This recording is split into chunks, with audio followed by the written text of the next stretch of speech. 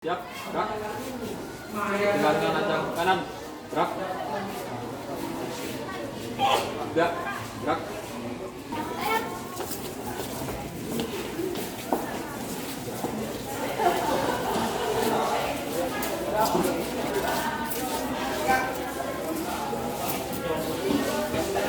Duduk istirahat, gerak. Duduk siap, gerak.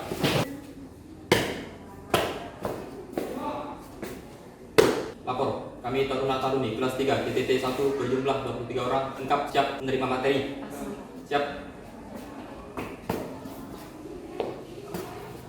Sebelum memulai pelajaran, marilah kita berdoa. Berdoa dimulai. Selesai.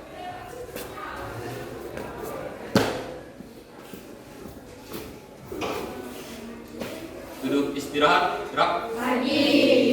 Baik, assalamualaikum warahmatullahi wabarakatuh.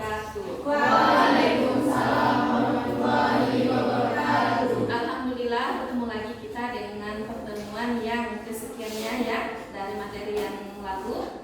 Sehat semuanya? Siapa yang tidak hadir?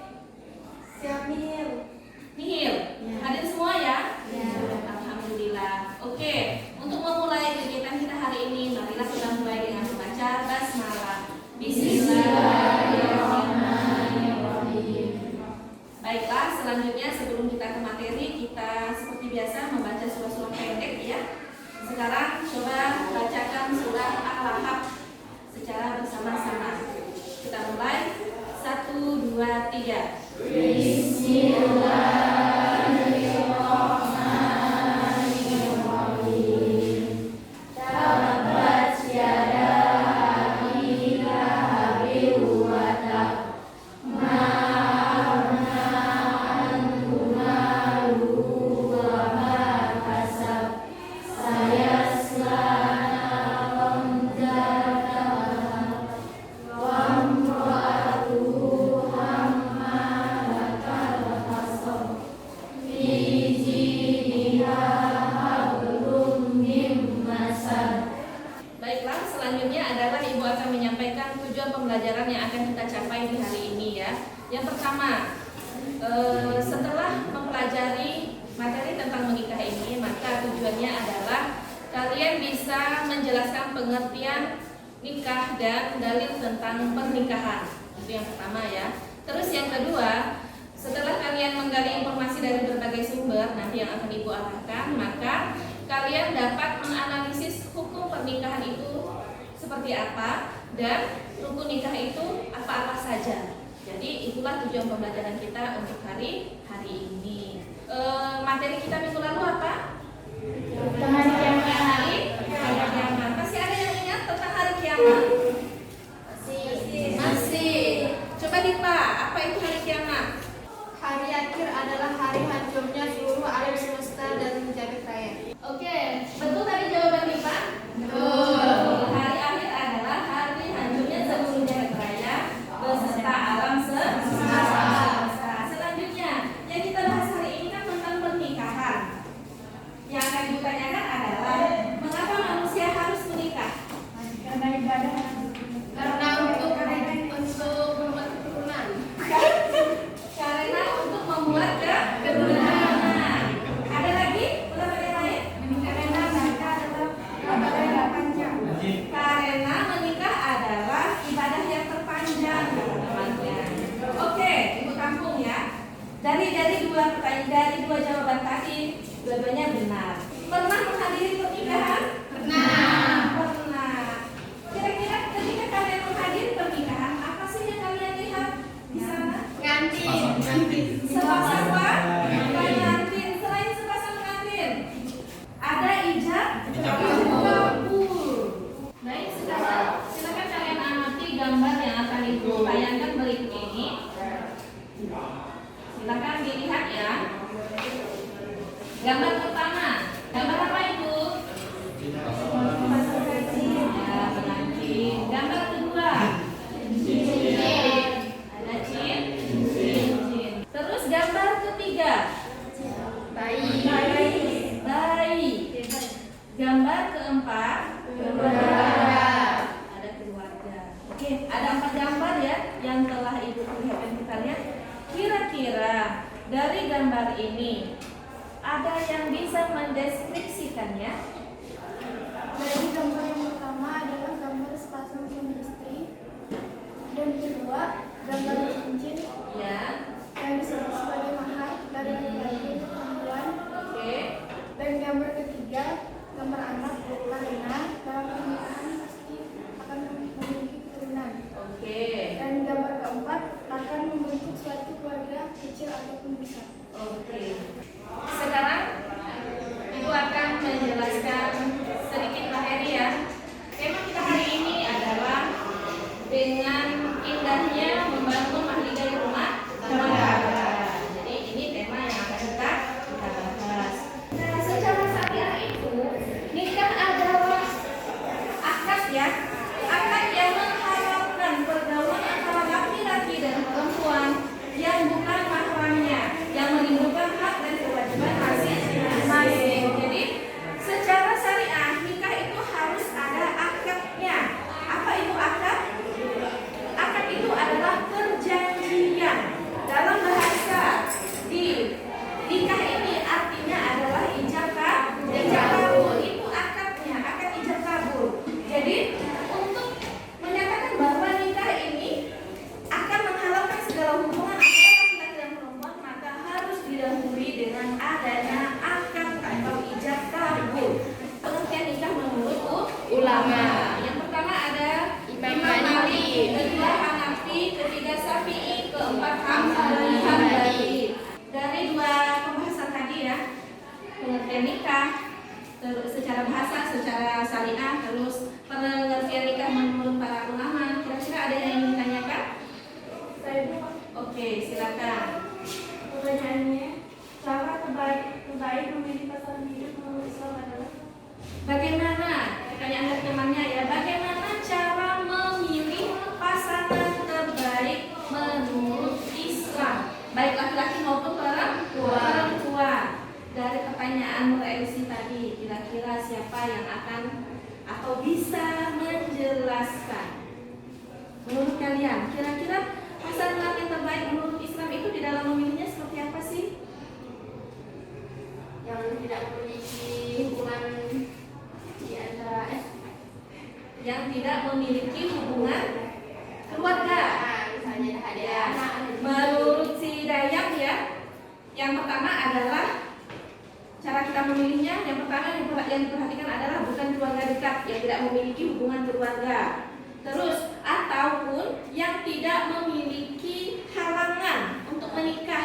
Salah satu contohnya bukan mengambil suami orang mungkin. Menurut Rasulullah ya, bahwa kriteria memilih calon istri atau suami itu perhatikan beberapa hal kata Rasul. Maka Rasulullah menyatakan ada 4 kriteria di dalam memilih calon istri atau calon suami. Ya, Nur Elsi ya. Yang pertama yaitu hartanya. Kedua, kecantikannya. Yang ketiga, keturunannya. Yang keempat adalah agamanya. Baik, selanjutnya adalah materi kita, dalil tentang pernikahan. Di sini ada 3 ayat yang Ibu tampilkan ya. An-Nur 32, An-Nahl 72 dan Ar-Rum 21. Biasanya kalau kalian mendapatkan surat undangan, kira-kira ada nggak ayat yang biasa yang ditampilkan? Ada. Pernah dibaca Quran surah apa itu? An-Nur. An-Nur ya, biasa juga. Terus ada yang ingat selain An-Nur? Ar-Rum yang biasanya umum dijadikan untuk surat undangan itu ya, ditampilkan di sana adalah Ar-Rum ayat 21. Dan kawinkanlah orang-orang yang suci di antara kamu dan orang-orang yang layak berkawin dari hamba-hamba sahayamu yang lelaki dan hamba-hamba sahayamu yang perempuan. Jika mereka miskin, Allah Subhanahu wa taala akan memakmurkan mereka dengan kurnianya, dan Allah Subhanahu wa taala Maha Kuasa pemberiannya lagi Maha mengetahui. Surah An-Nur ayat 32. Baik, selanjutnya adalah rukun nikah. Rukun itu adalah sesuatu yang wajib dipenuhi. Ketika tidak dipenuhi, maka suatu kegiatan itu akan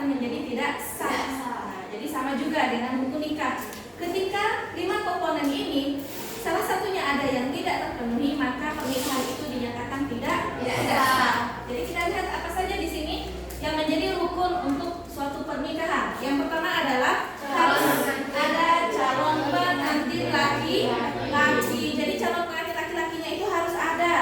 Itu. Yang kedua, calon pengantin perempuan. Jadi ada calon pengantin laki-laki, ada calon pengantin perempuan. Ketiga, wali. Yang keempat, saksi. Saksi ini biasanya 2 orang. Yang kelima, ijab dan kabul. Baiklah, untuk kegiatan kita selanjutnya adalah Ibu akan membagikan kartu ini kepada kalian. Masing-masing siswa akan mendapatkan 1 kartu.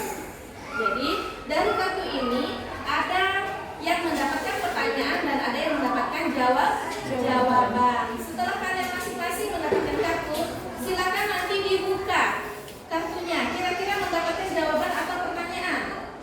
Kalau memang mendapatkan pertanyaan, berarti kalian harus mencari jawaban sesuai dengan pertanyaan kalian. Kalau yang mendapatkan jawaban, berarti harus mencari pertanyaan sesuai dengan jawaban yang telah kalian dapatnya. Berarti silakan nanti kalian mencari pasangan kalian masing-masing. Oke, paham? Paham. Setelah mendapatkan pasangan, maka ambil posisi masing-masing dengan pasangannya.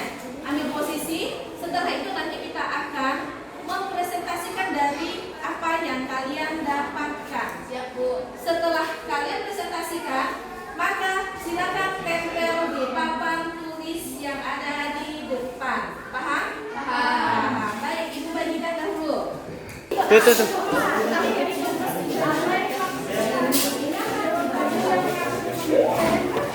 Silakan cari jawaban dari pertanyaan yang dapatkan.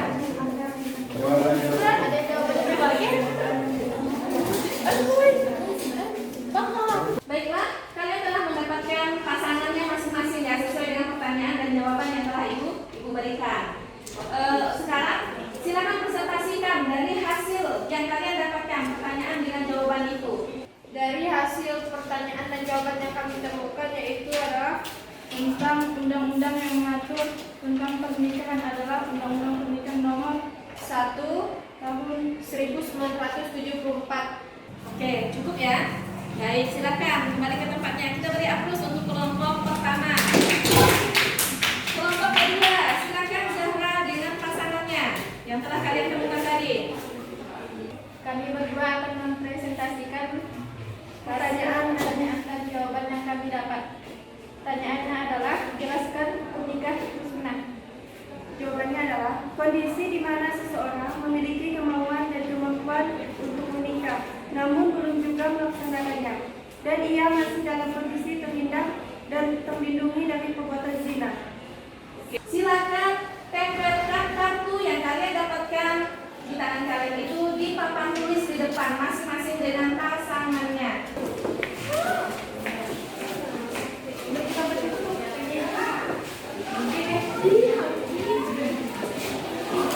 Baiklah, setelah kita selesai tadi bermain kartu dengan terakhir menempelkan kartu itu di papan tulis, maka materi yang kita bahas hari ini selesai. Tapi sebelum Ibu menutup kegiatan hari ini, maka Ibu akan mengevaluasi ya, kira-kira apakah tujuan pembelajaran hari ini tercapai atau tidak.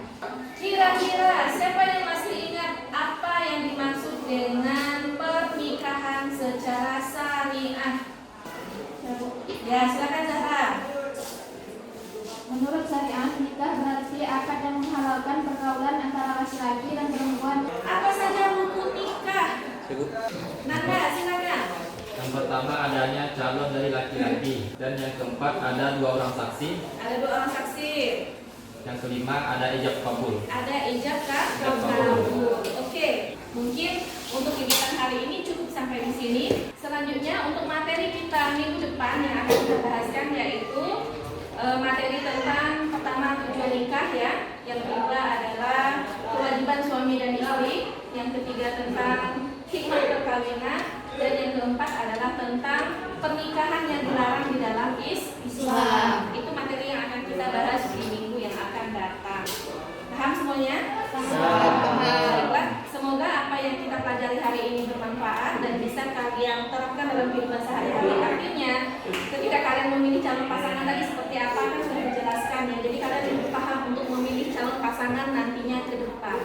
Baiklah, untuk menutup kegiatan hari ini kita tutup dengan membaca hamdalah. Alhamdulillah.